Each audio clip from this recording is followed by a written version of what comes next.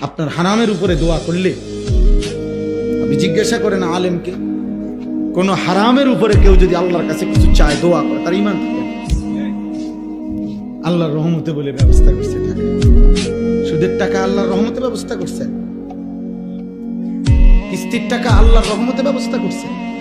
আপনার উপরে ফরজ করছিল ইসলামী শরীয়ত যে সুদে হোক কিস্তিতে হোক ছেলেরে যেমনে পারো বিদেশ পাঠাও, এটা ইসলাম আপনার উপরে বলছে তো না? নবীজি বলছে তো এটা, আব্দুল কাদের জিলানী বলছে তো এটা, বাইজিদ বোস্তামি এটা বলছে তো, বাংলাদেশের সংবিধান আপনার এটা বলছে, আপনাকে এলাকার চেয়ারম্যান আপনার এটা বলছে, আপনাকে এলাকার মেম্বার এটা বলছে।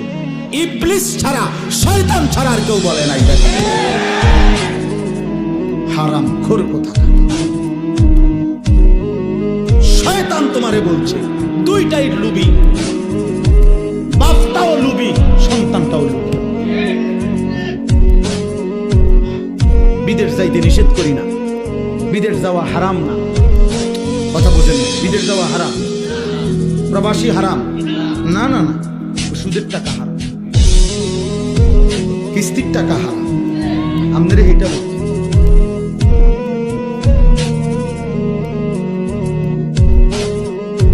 অতএব স্ত্রী সন্তানকে আল্লাহর দিকে ফিরানো, আখিরাতের দিকে ফিরানোর চেষ্টা,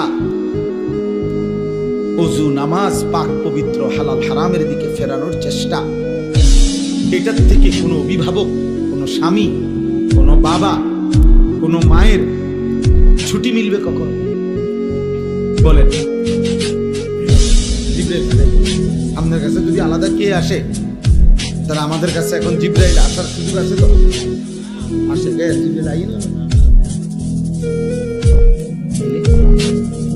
তাইলে বোঝা গেল আমাদের জন্য অনুমতি, বরং আমরা মৃত্যু পর্যন্ত বলে যাইতে